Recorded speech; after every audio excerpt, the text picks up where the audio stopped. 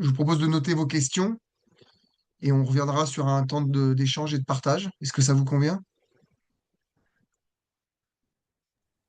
Oui, très bien. Ok.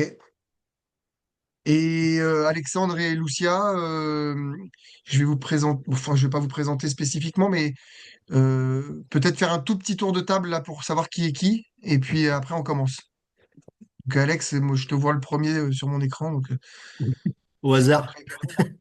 C'est pas très galant, non mais juste on fait le tour, voilà où vous êtes, qui vous êtes, et puis pour voilà, et puis Ok. Ben, moi, je m'appelle Alexandre Fien. Bonsoir à tous. Je suis en équipe de France depuis 2022, actuellement en service civique pour la fédération. Je suis actuellement à Saint-Auban, là ce soir, pour cette semaine. Et je suis en train de préparer le concours, le professorat de sport, pour, j'espère, devenir conseiller technique sportif au sein de la fédération et d'être comme justement Nicolas au sein de la Fédé et allier sport et passion. Voilà. Petit tour rapide. merci Alexandre. Après bah Lucia, allez-y, hein, Lucia, après Camille, Lucia, Camille, qui je vois d'autres, allez-y, hein. Oui, moi c'est Lucia Esteban. Bonjour, bonsoir à tous. Je travaille actuellement pour le comité régional Occitanie en tant que conseiller technique. Et voilà, je suis dans le vol-à-voile depuis un certain nombre d'années. Euh, et là, pareil, comme Alexandre, je prépare un concours pour un professorat de sport. Et voilà. C'est Lucia. Donc bonjour, moi c'est Guy Martin, je suis le secrétaire de l'association des planeurs de Brocéliande en Bretagne. Super, merci.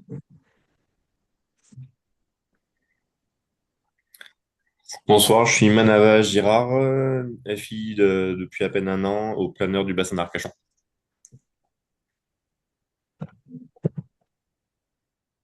Ok, merci.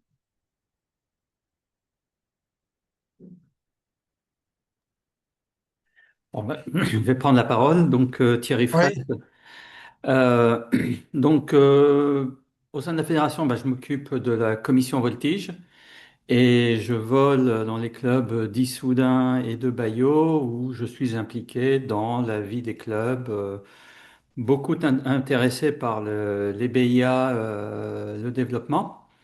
Et ce qui m'a attiré, c'est pas la notion de nouveau dirigeant, parce que d'abord, vu l'âge et le parcours dans la fédération, je suis pas nouveau dirigeant, mais c'est la position du sport en France, enfin de la FFVP dans le sport, et voir un petit peu si on peut glaner quelques bonnes idées. super. Merci Thierry. Donc, je vais faire une présentation. Est-ce que tout le monde est passé? Non, Manav. Alors, je vois Manav. Non, qui c'est? Il est passé. Je suis passé, Euh, c'est Manava, pardon, c'est le prénom qui a été raccourci, je ne sais pas pourquoi. Ok, Philippe donc on est Fricou, bon. Philippe Fricou, je vous rejoins à l'instant. Je suis le président du Ah, PIC. bonjour. Voilà. Bonjour. Bonjour Philippe, merci. Ok, bah, je vous propose de commencer. J'arrive pas à partager en mode grand écran, je sais pas pourquoi, donc je vais le faire comme ça. Donc, on va se donner à peu près une heure. Ce que je vous propose comme cadre partagé, c'est que euh, vous notez les questions et puis après, on revient, on se fait un temps d'échange. Voilà, si ça vous convient. Ok, alors donc l'ordre du jour, on va voir plusieurs points. Et l'idée de cette présentation, c'est pas de faire un cours magistral sur l'organisation du sport en France, c'est bien d'avoir une idée de comment la fédération se situe dans cet écosystème. Donc, le premier point, c'est d'essayer de comprendre ce qu'il y a autour de la fédération, ce qu'est la fédération, et effectivement, Thierry, comme tu le disais, de pouvoir avoir quelques pistes soit de réflexion, soit de mise en connexion pour pouvoir développer les activités et comprendre comment ça fonctionne. Alors, juste quelques repères quand même, ce qui est important, moi, je vous propose ça parce que je pense que si on ne comprend pas un peu l'histoire, on ne peut pas comprendre comment ça marche aujourd'hui. Donc, je ne vais pas reprendre tous les points depuis 1880, Mais pour vous, ça vous montre à quel point entre 1880 et 2021, puisque aujourd'hui on va en parler, mais c'est un peu comme 2021, bah, il y a beaucoup, beaucoup de choses qui se sont passées. Donc ça, pour Lucia et Alexandre, ça peut être intéressant, mais je crois que je vous ai déjà donné ces informations-là. Si c'est pas le cas, je vous les transférerai. Et parce que en fait, le ministère des Sports a suivi, le sport a suivi une évolution à travers les faits de société, hein. Donc d'abord former des soldats à la guerre, après former des gens en bonne santé pour pouvoir aller à la guerre, et puis après plus en termes de loisirs, de plein exercice donc 36, les congés payés, et puis jusqu'à 1960. C'est une date importante parce que c'est en 1960 les conseillers techniques sportifs sont institués, c'est-à-dire que les gens comme moi aujourd'hui et peut-être comme Lucia et Alexandre, je le souhaite demain, eh ben, on est 1404 conseillers techniques et il y a aussi à peu près 1600, 1700 conseillers d'animation sportive qui sont des agents de l'État qui ont pour mission de mettre en œuvre les politiques publiques, publi- politiques publiques du sport. Et pourquoi en 1960? Parce qu'en 1960, le général de Gaulle, il voit bien qu'aux Jeux Olympiques, il n'y a vraiment aucune médaille et que la France, à cette époque-là, avait beaucoup plus qu'aujourd'hui une valence autour du positionnement géopolitique par le sport, ce qui est, de mon point de vue, moins le cas aujourd'hui, en tout cas pour la France, mais c'est pas vrai pour tous les pays. Et donc le général de Gaulle, voyant que les médailles n'étaient pas au rendez-vous, a dit le sport doit être un objet d'État, et pour ça, il faut des gens que l'État va former, que l'État va payer, que l'État va mettre à disposition pour aller chercher des médailles. Voilà. Et en 2021, eh ben, on se rend compte qu'il y a eu beaucoup de ce qu'on appelle de réformes de l'État en région ou de réformes de l'État tout court avec une déclinaison en région pour avoir aujourd'hui une organisation du sport. Enfin, le sport en France, il faut quand même savoir que c'est unique dans le monde parce que c'est ni comme certains pays le tout État, où tout est où l'État est omniprésent et finance à 100% les actions sportives, notamment pour que l'État puisse rayonner à l'échelon mondial. Et c'est pas non plus comme certains pays anglo-saxons avec une culture libérale basée sur uniquement l'évaluation de la performance qui permettrait d'avoir des crédits. Voilà. Donc voilà, je vous ai mis un peu les différents sigles, hein. Le sigle que vous voyez ici, là, c'était le sigle des années 90. Et aujourd'hui, on est revenu à un ministère des Sports, de la jeunesse, enfin, de la jeunesse euh, et de la vie associative. Alors, l'organisation du ministère. En fait, ce qui est important de comprendre, c'est que le ministère des Sports, c'est le plus petit ministère de l'État français. On verra tout à l'heure par le budget, mais c'est le plus petit budget, puisqu'on on arrive à un peu plus d'1 milliard quand on croise les lignes de crédit, mais on est à peine à 1 milliard d'euros. Euh, Quand on sait que le budget de l'État, c'est autour de 300 milliards. Donc, voilà. Mais en même temps, le ministère des Sports a une force de frappe importante parce que, il y a des échéances majeures, des compétitions majeures, et puis on se rend compte que le sport, c'est aussi un acteur de la santé, c'est un acteur de l'inclusion, c'est un acteur de la lutte contre les discriminations. Et donc, chemin faisant, le ministère des Sports a eu euh, comme mission d'organiser des politiques publiques autour de ce que je viens de citer. Mais plus généralement, ministère des Sports, de la jeunesse et de la vie associative, c'est aussi l'éducation, l'héritage de l'éducation populaire, et donc de la vie associative, c'est-à-dire de cette loi 1901 qui permet de se regrouper autour d'un objet et de mettre cet objet comme étant soit un complément d'une politique publique et d'intérêt général, soit de répondre à des à des prérogatives, des fonctionnements de notre État qui est un État de droit. Et donc le ministère des Sports s'inscrit dans cet État de droit. Donc ces trois grandes orientations, hein, voilà, la politique nationale du sport, veiller à l'intérêt général qui ne dispose pas en tant que tel de définition juridique, mais qui finalement c'est apporter une valeur ajoutée à la vie du plus grand nombre dans un pays. Et fixer le cadre juridique, il existe le code du sport, comme il existe le code de la famille euh, ou le code du travail, avec sa réglementation et sa législation. Et finalement, le ministère, pour qu'il soit opérationnel, il se décline à l'échelon de la région par les DRAGES et à l'échelon du département par les SDJES. Et donc, ces acteurs de territoire ont pour mission de décliner les grandes orientations fixées par le ministère des Sports. Donc, je vous ai mis dans le petit encadré en haut à gauche, là, finalement, le ministère, son cabinet, l'administration centrale, la direction des sports, parce qu'il y a la direction de la jeunesse et de la vie associative. Il y a un délégué interministériel aux grands événements qui intervient pour les grandes compétitions internationales, notamment les Jeux Olympiques. Et on a une inspection générale qui a fusionné avec l'éducation nationale. On le verra tout à l'heure, le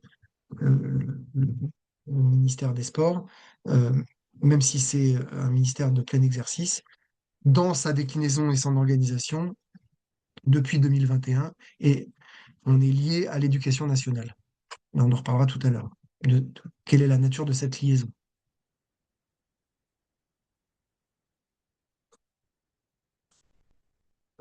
Il y a quatre grands domaines d'action pour les politiques publiques en France, portées par le ministère des Sports, Jeunesse et Vie associative.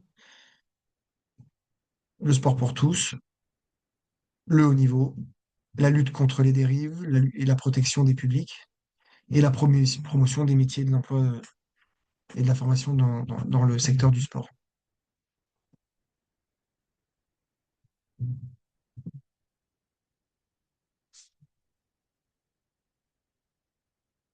Alors, j'ai actualisé un peu les choses en 2025.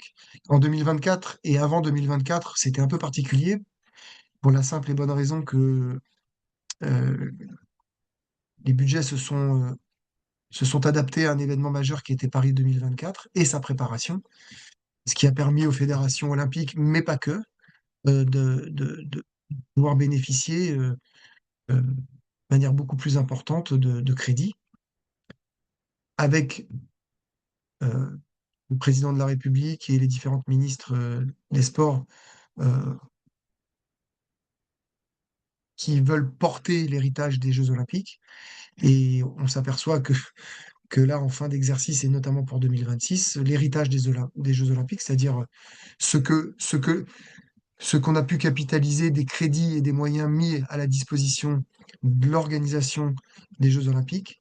Donc il y a bien sûr le haut niveau, et ça devrait pas trop changer, la haute performance, mais sur la capillarité des Jeux Olympiques sur le sport pour tous, le sport et handicap, le sport santé, le sport à l'école, les établissements qui accueillent des manifestations sportives, et ben finalement, on s'aperçoit que il y a une baisse de 23% en fait. Voilà. Alors, un contexte général, euh, un contexte budgétaire et économique général qui, je vais rien vous apprendre, qui est un peu complexe en ce moment. Donc forcément, le sport est touché par cette complexité. Il n'en demeure pas moins que, euh, hormis sur la haute perf, parce que les Jeux Olympiques vont être organisés en 2030 en France, les Jeux d'hiver, donc ça garde une inertie autour des moyens alloués à la haute performance et aux Jeux Olympiques et Paralympiques, mais sur l'ensemble des politiques publiques qui ne sont pas à la haute performance, il y a un déclin du budget de 23%. Alors ce déclin s'articule autour de masses budgétaires pour des programmes de politique publique soit retirés, soit réorganisés, notamment à la baisse. Mais c'est aussi des agents de l'État comme nous, hein, conseillers techniques sportifs ou conseillers d'animation sportive, c'est-à-dire les agents du ministère qui organisent le sport en France, qui se voient aussi en baisse d'effectifs à partir de 2026, en sachant que l'effectif général des fonctionnaires de l'État qui font marcher le sport en France, c'est 3000 personnes pour plus de 15 millions de licenciés et plus de 35 millions de pratiquants.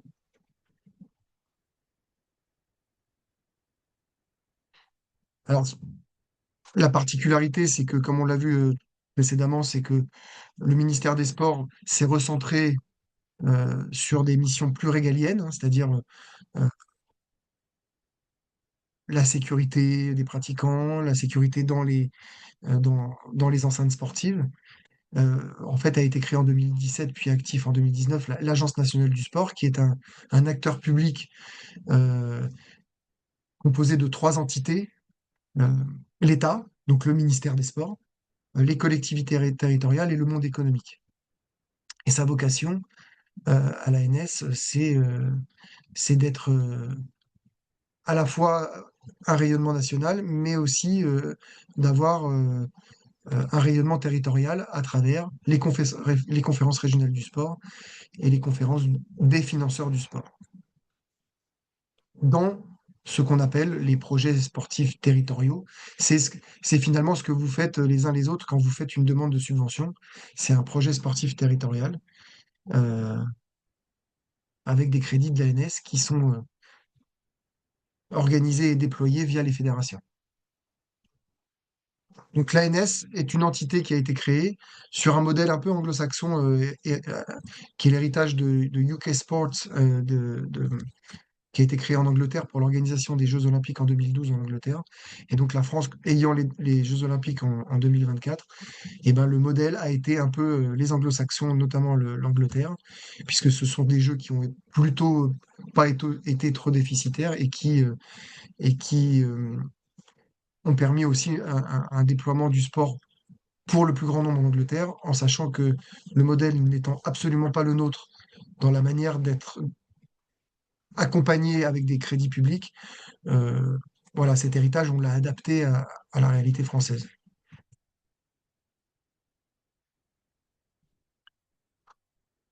Donc la haute performance, j'ai commencé volontairement par la déclinaison territoriale, hein, puisque vous avez bien compris, le ministère des Sports, les DRAGES et les SDJES, donc les services déconcentrés de l'État pour mettre en place les politiques publiques, et l'ANS, avec porté par les DRAGES, des chantiers territoriaux sur la concertation et la décision au plus près des clubs, des comités.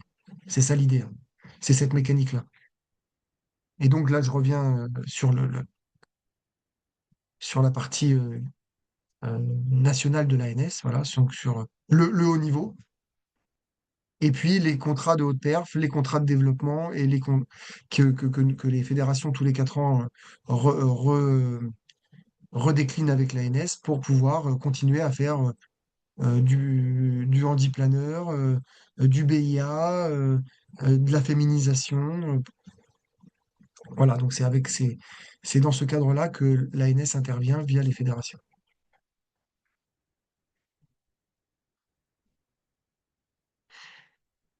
Voilà, donc là, c'est ce qui s'était passé en 2023, 45 000 euros vers le mouvement sportif fédéral. Cette année, c'est 260, enfin, 2024, c'est 269 000 euros. Donc j'ai gardé exprès cette information de 2023 pour vous montrer aussi que les budgets déclinent d'année en année. Donc on espère qu'en 2026, euh, bah, on n'aura pas enfin que la courbe ne va pas trop descendre.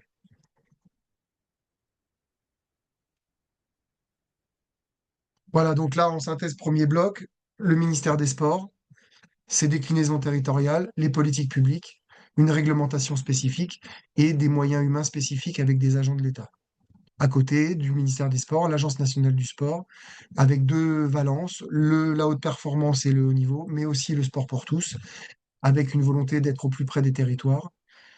Et finalement, euh, ça permet de décharger le ministère sur les actions et les politiques publiques de promotion et de développement du sport pour que celui-ci se recentre sur la réglementation, le contrôle, les fonctions régaliennes qui sont aussi importantes, notamment la probité, la lutte contre les violences sexuelles et sexistes, etc. porté par le ministère des Sports en direct. Donc c'est cette volonté de dissocier euh, par nature la place de l'État plutôt régalien et la place d'une agence nationale du sport euh, autour des actions de développement et de promotion du sport. Donc ça, c'est, on va dire, les entités publiques. Autour de ça, on arrive sur le CNOSF. C'est-à-dire que dans chaque pays, il y a un comité national olympique et sportif du pays, donc là en France, c'est français, qui a qui a pour attache le CIO à Lausanne. Et le CNOSF, il est composé de plusieurs collèges avec les fédérations olympiques, les fédérations non olympiques, les fédérations affinitaires et les fédérations délégataires. Fédération affinitaire, c'est par exemple Léo Lagrange ou la fédération française la fédération française du sport universitaire ou l'UXEL. Enfin, c'est toutes les fédérations qui ne sont pas euh, qui n'ont pas la délégation euh, directe du ministère et qui ne sont pas olympiques. Et donc, le CNOSF, ce sont les fédérations qui votent pour élire la présidente aujourd'hui, Amélie Oudéa-Castéra.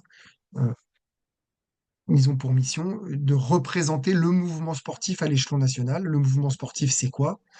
C'est les clubs, les comités départementaux et les comités régionaux, composés de qui? Ben, finalement, des licenciés, des bénévoles et finalement des pratiquants. Voilà. Et là, en correspondance et en miroir avec le ministère des Sports sur la partie régalienne, mais aussi avec l'ANS sur la partie développement et promotion du sport, on retrouve les grandes politiques publiques euh, portées par le comité olympique, en plus de sa mission principale, c'est-à-dire les Jeux olympiques et la délégation française, ce qu'on appelle l'équipe de France olympique, pour chacun des Jeux d'hiver et d'été.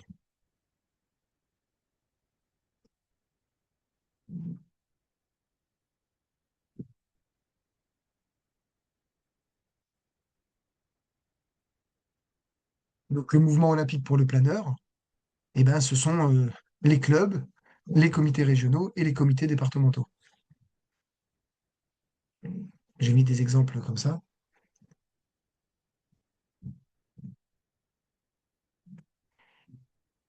Donc l'État, le ministère, l'Agence nationale du sport, le CNOSF, voilà, donc on est sur un triptyque, et il y a une entité aujourd'hui non négligeable et très importante, ce sont les collectivités territoriales.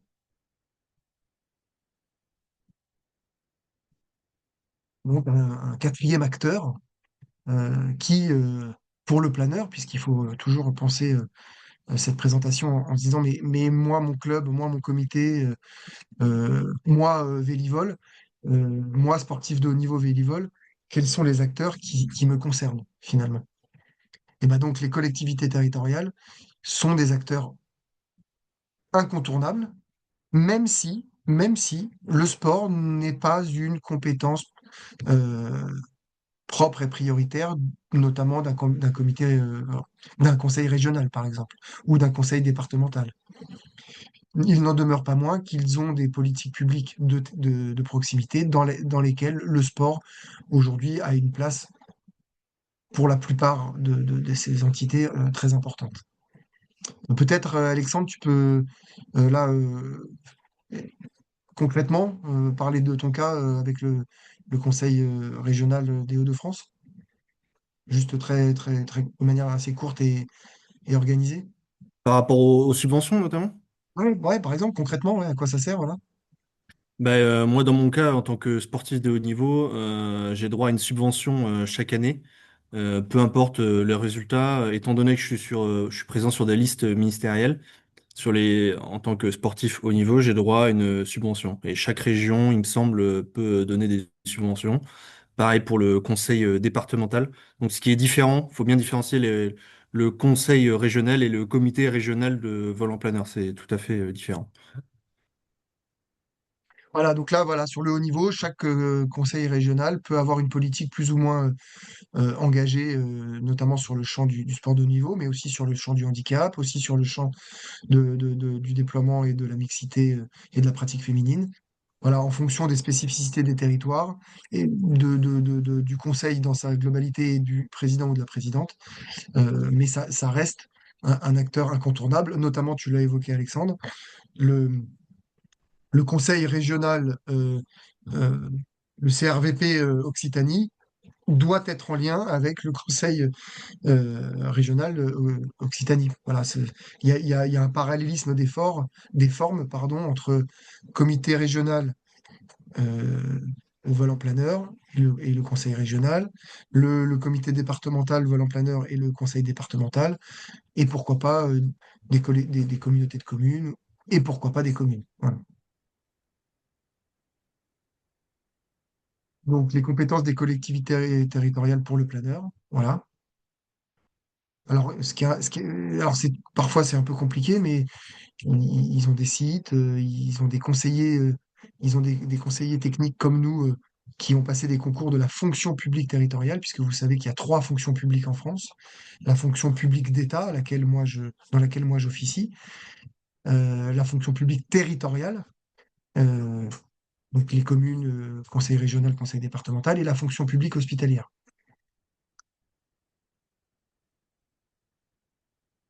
Donc, ce qui nous concerne, nous, pour le planeur, c'est voilà, ce qui est très important, c'est quel est l'élu en charge du sport et parfois de la jeunesse ou des territoires, ça dépend de l'organisation et des organigrammes. Mais stratégiquement, il est très intéressant, voire incontournable, d'avoir un lien fort avec ces structures-là.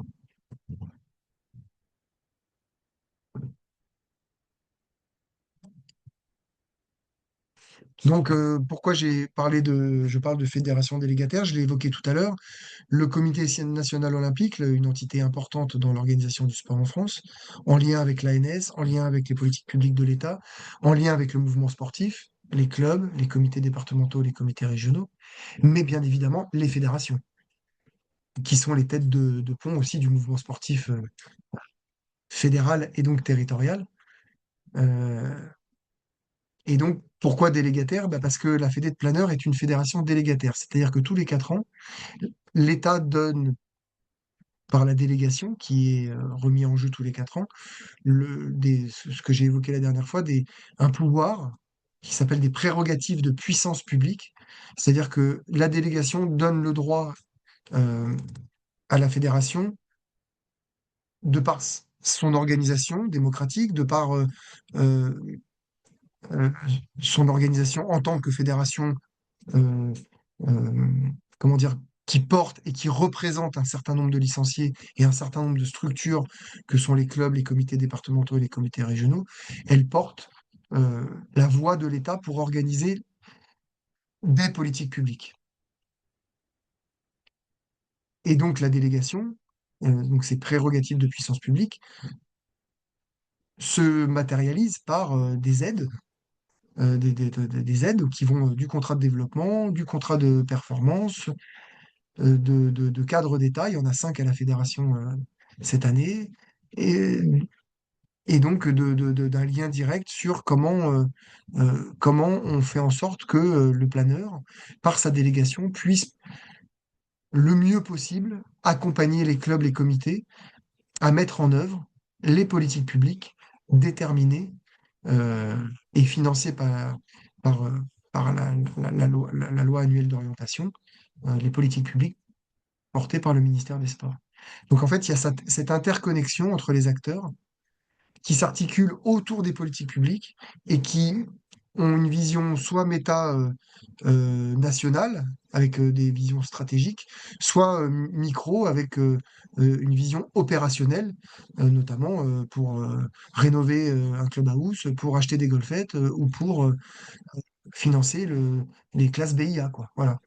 Et donc cette interconnexion avec une échelle macro et micro, eh ben, la garantie de cette cohérence et la garantie de l'utilisation des données publiques, ce sont les agents de l'État, donc les conseillers techniques sportifs ou les conseillers d'animation sportive, qui portent la responsabilité de, de- de- d'impartialité et de bon usage des données publiques dans la mise en œuvre des politiques publiques.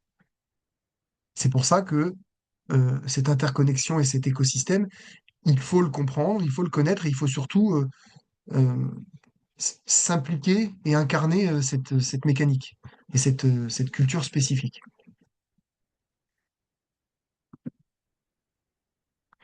Donc, délégation, ça veut dire des engagements réciproques. Voilà, donc avec un contrat de délégation, avec un plan éthique, avec une vie démocratique, avec la protection des mineurs, avec la lutte contre les violences, etc. Voilà, donc ces engagements réciproques sont confiés aux fédérations par l'État et sont évalués tous les ans sur les actions qui ont été portées et sont remis en question tous les 4 ans à chaque Olympiade pour savoir de quelle manière euh, les engagements réciproques continuent, augmentent ou diminuent le cas échéant.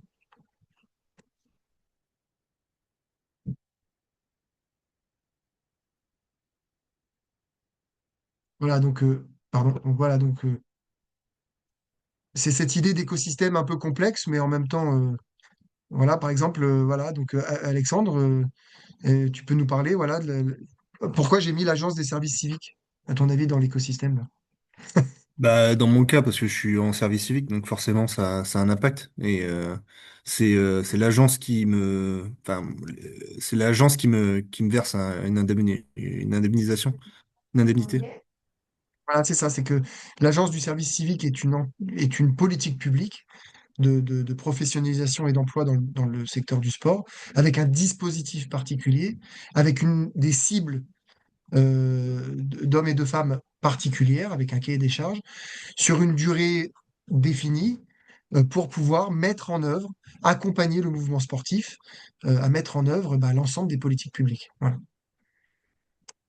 Et donc Alexandre fait partie de ces jeunes gens qui bénéficient d'un service civique. En plus plus une indemnisation de la Fédé. Plus une participation, plus qu'une indemnisation, une participation de la Fédé pour faire en sorte que Alexandre puisse à la fois réaliser les tâches qui lui sont confiées et en même temps soit dans une ergonomie positive pour préparer son concours. Et voilà, donc c'est une manière d'investir sur une personne au service de la délégation qui est donnée à la fédération pour promouvoir le vol en planeur sur des territoires et plus spécifiquement en France. Lucia, peut-être que tu peux nous parler de ton action au sein du comité régional et donc finalement comment toi tu vis en tant que conseillère technique fédérale euh, dans un comité régional l'impact de porter une politique publique. Ben moi, je fais partie justement des politiques publiques aussi, puisque les personnes qui sont embauchées comme moi font partie des plans de l'aide à l'emploi dans le cadre du sport. Donc, c'est des contrats qui sont aidés par le plan sport-emploi au niveau de la direction régionale. Et nous, on met en place avec les comités régionaux les politiques publiques qui sont menées par la fédération et on est en lien aussi avec les conseils régionaux. Euh, Exactement. donc, voilà. Et concrètement, est-ce que tu as un exemple concret de d'une action portée avec le conseil régional, le comité régional? Oui, par exemple, le comité régional, il va mettre en place l'aide au matériel, par exemple, pour tout ce qui est matériel de sécurité, comme ces derniers temps, les flashs ou auparavant les radios 833. Par exemple, on fait des Mhm. dossiers de demande d'aide pour pouvoir équiper les clubs dans ces types de matériel.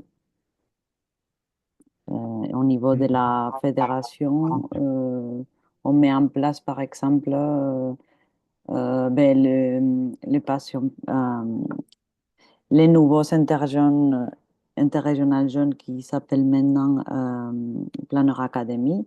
Ben, c'est une politique publique envers les jeunes pour la détection et nous, comités régionaux, on est porteurs de ça aussi. Exactement. exactement, parce que la Fédé, bien évidemment, ne peut pas, elle peut impulser, elle peut euh, cristalliser, mais les acteurs de terrain se déclinent au- autant qu'il y a de strates, on va dire, entre la région, le département, la commune. Et donc, c'est cette alchimie du modèle sportif français, alchimie complexe, parce que derrière, il y a des hommes et des femmes, alchimie complexe parce qu'il y a ce qui n'existe pas ailleurs, le bénévolat, parce que sans le bénévolat, le sport en France n'existe pas, et c'est unique au monde, c'est unique au monde. Alors, il y a quelques avantages fiscaux, il y a quelques avantages pour les dirigeants bénévoles, mais ça reste une empreinte culturelle liée à l'histoire de la construction de la France que le sport a mis dans sa structuration. Voilà, et donc il faut vraiment pas oublier que le ministère des Sports, c'est à peine 1 milliard d'euros, c'est à peine 3 000 fonctionnaires de l'État qui font le sport en France et qui travaillent comme les bénévoles, ou en tout cas qui le week-end, voilà, donc avec des, des, des des statuts adaptés au caractère atypique euh, et singulier d'être un fonctionnaire de l'État. Voilà. Et 3 000 personnes pour 15 000 ou 16 000 licenciés et pour autour de 35 000 pratiquants. Voilà. Et donc, sans les bénévoles, je crois qu'il y a 3 ou 4 millions de bénévoles, bah, ça ne fonctionne pas en fait. Voilà. Donc, la spécificité du sport en France et la place de la Fédération française de vol en plein air dans cette spécificité euh, est à comprendre, est à assimiler pour un, trouver les leviers d'action, deux, pour identifier les zones de cristallisation et pourquoi pas anticiper sur les zones de frein à la mise en œuvre des actions. Voilà, moi, je vais, voilà, là, je vous ai donné peut-être beaucoup d'informations. Moi, je vais m'arrêter là sur le nombre d'informations à vous partager. Par contre, je suis euh, intéressé et à votre disposition encore au moins pour un quart d'heure pour répondre à vos questions et essayer d'éclaircir, le cas échéant, les zones d'ombre qui pourraient, à ce stade, encore être présentes. Donc voilà, Thierry, Philippe et les autres.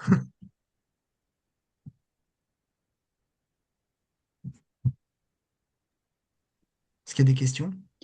Tu as parlé des 4 domaines d'action, on peut juste venir dessus. Les 4 domaines d'action de la... Oui, voilà. Ouais, du ministère des Sports, Jeunesse et Vie associative. Ouais. Ça, c'est Mm. les Alors, politiques publiques, ça. ça, c'est et voilà, ce qu'on appelle un domaine d'action, finalement, c'est une ou plusieurs politiques publiques.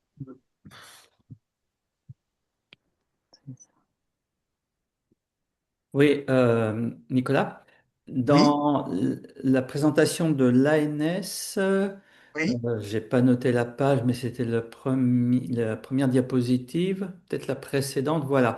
Hop, non, c'était pas celle-là, alors. Il y avait un endroit où tu avais mis aide à l'équipement.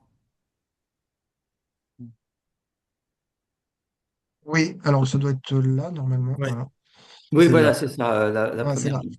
là. Ouais. Alors, l'aide à l'équipement, effectivement, il y a des dossiers de subvention qui, alors, alors, parce qu'il y a plusieurs types d'équipements. Il y a les grands équipements et il y a les équipements type clubhouse, qui n'est pas un grand équipement. Un grand équipement, c'est construire un gymnase, c'est construire une salle polyvalente de pratique gymnique. Et il y a des équipements liés à, à des équipements qui permettent d'améliorer la pratique de l'activité. Donc, les planeurs, les planeurs pourraient rentrer dans ces équipements-là. Alors, je pensais, Voilà, ouais, je pensais aux infrastructures. Est-ce ah que, oui, par exemple, un hangar, ça rentre dans cette case-là? alors, un hangar peut rentrer dans cette case-là, sauf que généralement, les hangars sont propriété de la région, a priori, généralement, hein, Euh, généralement. Sont propriété du propriétaire du terrain. C'est pas de la Voilà, région. et le propriétaire du terrain, c'est a priori la région. Non. Non, Il alors y a un c'est cas qui? particulier que vous Ah oui. connaissez à Saint-Auban, mais c'est pas la généralité. La généralité, je pense, alors j'ai pas de stade précis, ça serait plutôt plus souvent des communautés de communes ou des communes. Oui. D'accord, bon voilà. Donc en fait, pourquoi je dis ça, c'est qu'il y a une concertation qui est envisageable sur la rénovation des équipements entre le propriétaire de l'équipement, donc la communauté de communes de la commune, ou la région si c'est la région, et finalement l'ANS dans le cadre de ces programmes liés aux infrastructures et aux équipements sportifs. Donc, soit il y a une entrée nationale en direct, mais c'est plutôt les fédérations qui le portent sur les grands équipements, soit il y a une entrée territoriale à travers les DRAGES qui ont en charge les équipements d'un territoire. Donc l'Île-de-France, les Hauts-de-France, l'Aquitaine, la Nouvelle-Aquitaine, voilà. Alors, si je peux me permettre, alors je pense que pour beaucoup de clubs c'est le cas, mais même si le terrain appartient à une communauté de communes ou à la région, comme tu as dit, le matériel qui est dessus n'appartient pas à la région. C'est-à-dire que si, enfin nous c'est le cas par exemple, tu sais, dans mon club à Abbeville, mais Ouais. si la communauté, la com de com veut fermer le terrain, en fait il faut que nous on prenne les hangars comme si c'était une valise et puis on se barre en fait. Donc je suis pas sûr que une aide puisse passer par, tu sais, la com de com. Alors, il y a deux choses différentes, parfois un peu contradictoires. Dans les Oui. AOT, on a une clause comme quoi, à la fin de l'AOT, s'il n'est pas renouvelé, on doit rendre l'équipement dans l'état dans lequel on l'a trouvé. Donc, s'il y avait un terrain nu et que bah, on a construit des sanitaires pour le camping, un hangar, etc., en effet, on le démonte et puis on se débrouille avec les tas de planches et de tôles. Par contre, on n'en est pas propriétaire, donc on ne peut pas demander d'indemnité. Si on ne peut pas le démonter, il reste là et de toute façon, il est la propriété du propriétaire du terrain. C'est pas comme un bail amphithéotique ou autre, on n'est pas du tout propriétaire de ce qu'on construit dessus. Donc, dans le cadre du renouvellement de l'AOT, par exemple, le propriétaire peut ensuite nous demander une redevance pour utiliser l'équipement, le hangar, le clubhouse. Alors, par contre, à ce moment-là, il a les obligations du propriétaire. Donc, il doit Mhm. l'entretenir. Hein, et puis on lui dit, bah oui, mais la couverture du hangar, c'est de l'éternite, il y a de l'amiante, il faut que vous nettoyiez tout ça. Et là, il va dire, bah non, c'est dangereux, on ferme. Enfin bon, enfin, tu vois un peu le micmac que ça peut introduire. Mais le régime spécifique des AOT fait qu'on n'est absolument pas propriétaire, même si c'est nous qui construisons les équipements dessus. Et c'est pour ça qu'il faut comprendre par équipement. Par exemple, il y a eu le plan avec les golfettes, c'était des équipements. Voilà, les golfettes, c'était des équipements. Donc, quand on entend équipement et qu'on veut que l'Agence nationale du sport soit un acteur qui cofinance, et ben, à l'échelon d'un club, il faut vraiment que ça rentre et dans une politique publique euh, générale, qui a une déclinaison à travers ce qu'on appelle un petit équipement. Mais vous avez bien vu, par exemple, dans la campagne ANS de cette année, voilà, on pouvait pas avoir une demande spécifique équipement sur l'ANS. Il fallait Voilà, un donc petit peu jongler. ouais, donc c'est le complément de ma question, ces aides à Ouais. l'équipement. Si on voulait faire ça, ça rentrerait dans le flux normal, enfin habituel de l'ANS, des dossiers ANS, c'est pas du tout quelque chose à part. Si, c'est ce que je suis en train de dire, ça, Ah, j'ai c'est pas quelque compris. chose à part. D'accord. Si on veut, voilà, si on veut vraiment parler d'équipement, c'est sur un programme à part. Et ça, les programmes à part, ils sortent plus ou moins, enfin, c'est pas tous les mêmes tous les ans portés par l'ANS, mais il y a des programmes à part. Mais c'est complexe de rentrer, voilà, si on veut rénover un clubhouse ou rénover un hangar, ça fonctionne pas en fait. Et ça fonctionne pas parce que, enfin, Parce que c'est pas une politique publique, parce que ça rentre pas dans le cadre d'une politique publique comme mentionnée par l'État et traduite par l'ANS. Alors que quand on fait les golfettes, bah, c'est justement parce que on est sur une politique publique autour de Et du développement durable. Mais, développement durable, mais le hangar, biodiversité, etc. ça correspond un peu au gymnase, finalement. Alors oui, tu as raison, sauf qu'on y met des aéronefs et on fait pas pratiquer des jeunes Mm. sur des créneaux horaires. Non, Mais mais par exemple, tu pourrais rénover pardon, les toilettes, enfin, pour dire que tu fais de l'accueil et que tu veux améliorer l'accueil ou les sports pour tous, ou tu pourrais demander peut-être une aide pour rénover Ouais. les sanitaires. alors ça, On met le simulateur dans les hangars et on pratique dans les hangars. voilà, alors voilà, après, il faut Et user salle de cours. de ce que j'évoquais tout à l'heure, c'est il faut rentrer dans le réseau, dans l'écosystème, et il faut avoir, voilà, on peut trouver une manière d'écrire les choses, voilà. D'accord. Et c'est pour ça qu'on est là. Ouais. Alexandre, Ben, Lucia, moi. parce que, bon, c'est clair que de toute façon, c'est des dossiers enfin, bon, complexes et surtout, il y a un grand nombre d'acteurs qui rentrent en ligne de compte, donc notamment le propriétaire, la Comcom, Oui, ou la oui. communauté ou le département. Mais ils apprécient toujours quand on arrive avec des plans de cofinancement. Pour Ah pas bah bien me sûr. dire. Donc voilà, c'est En pour fait, ça que voilà, je creuse un peu cet aspect. Après, bah oui, il y a aussi. Ok, bon, je vois. J'avais une autre question, je vais garder la parole avant de passer aux autres. vas-y, Dans tiens. l'écosystème que tu as présenté à la fin, il n'y a pas la FAI, ni Non, l'Aéroport de France. parce qu'on est en France là. C'est comme j'ai pas présenté le CIO parce que j'ai présenté le CNOSF. Mais tu as raison de dire que la tutelle fédérale, c'est la Fédération internationale. La tutelle du mouvement sportif, c'est le CIO. Ça, tu as raison de le préciser. Donc moi, j'ai pas été jusqu'à la Fédé Inter, mais effectivement la FIA. Mais la FIA, elle intervient. Alors bon, ça FAI. dépend des disciplines, mais sur les règlements, sur les compétitions, il peut y avoir des financements et des aides aux fédérations nationales sur des championnats d'Europe, des championnats du monde. Voilà, bon, il peut y avoir des programmes spécifiques, mais c'est vrai que ça traduit pas forcément. Enfin, la FAI n'est pas forcément en miroir avec les politiques publiques de la nationalité de la fédération, quoi. D'accord. Parce qu'il y a autant de. Enfin, tu comprends bien que la FAI, elle peut pas faire les politiques publiques de la France, les politiques publiques de l'Angleterre, les politiques publiques du Brésil, les politiques publiques des États-Unis. Enfin, donc elle est sur un registre règlements internationaux, vision internationale, et plus que sur un rayonnement d'épaississement de l'acteur national dans le cadre de son écosystème spécifique en termes de gouvernance et de politique publique. Oui, tout à Ouais, c'est fait. comme la... Par contre, de l'autre côté, pour que nos compétitions soient reconnues championnat du monde, championnat Oui. Ah oui, d'Europe, oui. en France, il faut qu'on suive le Oui. règlement sportif de la C'est ça. Fédération internationale. Je pense que Exactement. l'athlétisme, le judo, c'est pareil. Ah oui, oui, oui, oui. Ça intervient principalement dans les règlements internationaux des grandes et des compétitions, des grandes compétitions. Ouais. Mm.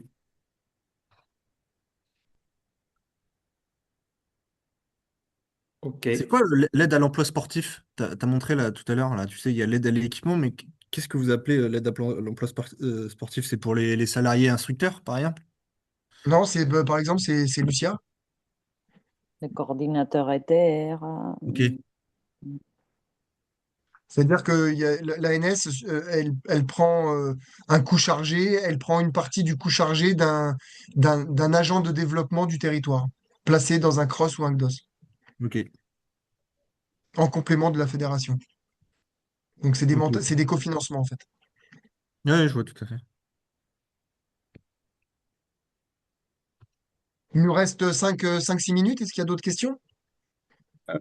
Oui, j'ai une petite question, c'est par rapport justement Oui. aux aides, quoi, bah, comme tu as dit, il y en a de moins en moins, mais est-ce que quand on fait les recherches de subventions, c'est forcément dirigé auprès de l'ANS qui après, elle, comment dire, une clé de répartition en fonction des différentes fédés et pratiques, ou est-ce qu'on peut descendre par rapport à l'organisation, tout ce qui est à la Dragesse par exemple? Oui, c'est-à-dire que, en fait, c'est une bonne question. C'est-à-dire que, enfin, bonne question dans le sens où ça met le doigt sur une complexité qui est l'ANS donne une enveloppe à chaque fédération pour, dans le cadre du contrat de développement, pour promouvoir les politiques publiques. Ok. Donc là, cette année, au planeur, c'était 269 000 euros. Mais un club peut bénéficier d'autres subventions qui ne passent pas par le filtre ANS, mais qui passent par le filtre des DRAGES. Notamment le FDVA, le Fonds de développement de la vie associative, ou parce que un club de planeurs, c'est à la fois le volet sportif, mais c'est aussi l'empreinte de la vie associative. Et donc le FDVA, le Fonds de développement de la vie associative, là c'est en direct avec l'échelon territorial qui est la DRAGES, sur projet, D'accord, oui, pour autour du justifier développement de la vie l'aide. associative. D'accord. Exactement.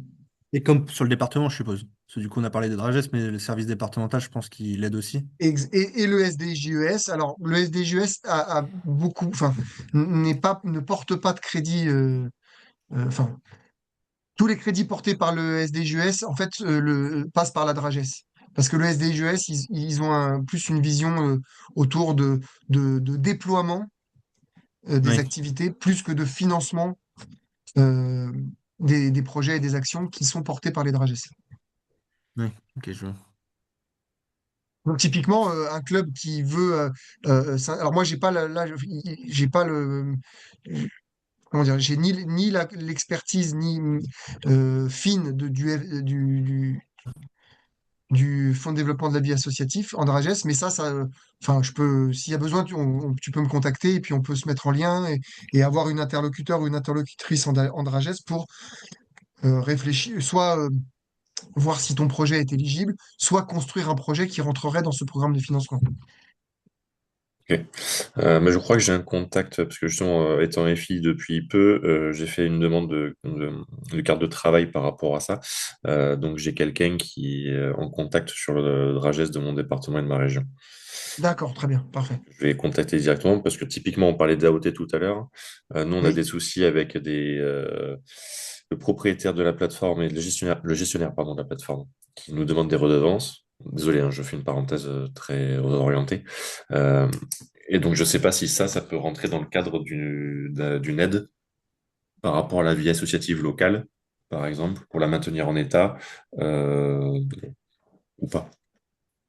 alors je pourrais pas dire si l'aide FDVA comment dire, peut combler le manque à gagner lié à la redevance, si c'est ça que je comprends, ou si, dans le cadre d'un projet porté autour de la vie associative, du déploiement du club, de l'accueil de public, euh, qui va générer une activité associative plus importante, eh ben, on Oui, je peut vois. mettre dans le budget prévisionnel qu'il y a un peu plus de redevances, mais il y a aussi un projet et globalement, le FDVA pourra participer indirectement à la redevance, mais le FDVA ne va pas payer la redevance, c'est ça que je veux dire en fait.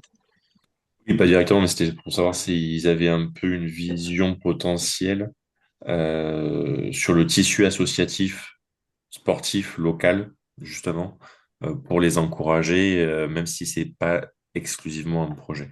Mais ça, je verrai avec mon contact Ah oui, en oui, direct, ce sera enfin plus ça simple. c'est le job de nos homologues en service, c'est leur job de faire ça exactement. Merci.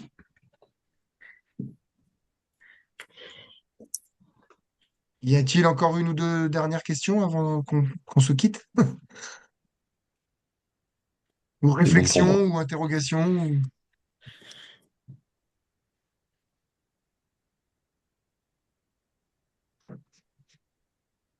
Ok. Non, Bah, c'était de bien, tout. mais peut-être que Non, c'était pour les prochains, je sais pas, diapos, mais peut-être parler aussi, on aurait pu parler aussi de la DGAC. Enfin, je sais que tu t'étais focus là sur la NS, Ouais, mais ouais. si on parle des aides, je pense que même si la DGAC n'a pas du tout la même, c'est pas du tout le même domaine, mais ils peuvent, je pense, enfin, moi, je sais pas comment ça fonctionne, justement, j'aurais été curieux de savoir comment eux, ils fonctionnent, s'ils peuvent donner au club ou s'ils donnent directement à la Fédé. Non, Je- en fait, en fait alors c'est le ministère des Transports via la Direction générale de l'aviation civile qui finance aussi, puisque la tutelle de la fédération, c'est une double tutelle, c'est pas que ministère des Sports, c'est ministère des Sports et ministère des Transports, ce qui est très spécifique dans l'écosystème, mais c'est l'aéronautique, hein, c'est spécifique au regard d'autres disciplines plus conventionnelles, plus, voilà. Et donc, le financement des GAC est exclusivement basé sur la formation, la La sécurité. certification, voilà, Mm. Ouais, tout à fait. lié Mais lié peut-être au que ça peut aider pilotage, pour lié les au aides, quoi. pilotage, à Oui. la sécurité, enfin voilà, lié au pilotage. Mais pas forcément sur des projets de développement liés à la pratique à la nature des pratiquants et des pratiquantes. Voilà. Ouais, Ou mais des, peut-être que ça peut être bien pour ou- les projets, quoi. Enfin, enfin, ouais. bah, oui, alors c'est intéressant de le savoir, mais c'est pour un club, c'est pas en direct en fait. Ok, ok.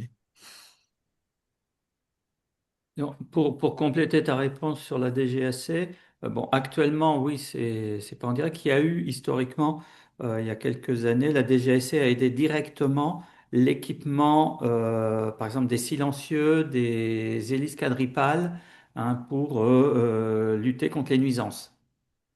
Il y a D'accord. peut-être eu d'autres choses également, mais enfin, donc voilà, c'est lié soit à la sécurité, enfin l'environnement, des choses comme ça, mais c'est ponctuel, hein, Et, euh, c'est ça. ouais. C'est une tutelle très technique, sécurité, formation. C'est pas une tutelle projet de développement public. Euh, Ok. Oui, non, mais oui, ça je savais, mais c'était peut-être bien d'en parler aussi. Enfin, c'est pour ça que je Alors, voulais en c'est parler. important, oui, tu as raison, j'aurais pu. Alors là, c'était pas ce soir, c'était pas le focus, mais Ouais, c'est ouais. important de savoir que, surtout vous deux, mais tout le monde, mais surtout vous deux, cette double tutelle, c'est quelque chose qu'il va falloir exploiter et à l'écrit et à l'oral. Ça, c'est vrai, c'est Ouais, intéressant. ouais, tout à fait. Voilà, mesdames et messieurs, est-ce qu'il y a d'autres réflexions, questions, ou est-ce qu'on se quitte maintenant? Moi, c'est ok. C'est Moi, je veux OK bien que pour tu tout le m'envoies monde? C'est bon pour moi, merci. bien que tu m'envoies le diapo, s'il Ouais, vous ouais, plaît. Lucia et Alexandre, je vous envoie le diapo. Ouais. Merci beaucoup. Ok. Bonne soirée. Merci pour la présentation. Merci pour la Yes. Merci à tout le monde, bonne présentation. soirée. Mer- Au Bonne revoir. Bonne Au soirée à revoir. soirée. vous. Au À revoir. Merci À, bientôt. pour la à présentation. Au bientôt. revoir. Merci, au revoir.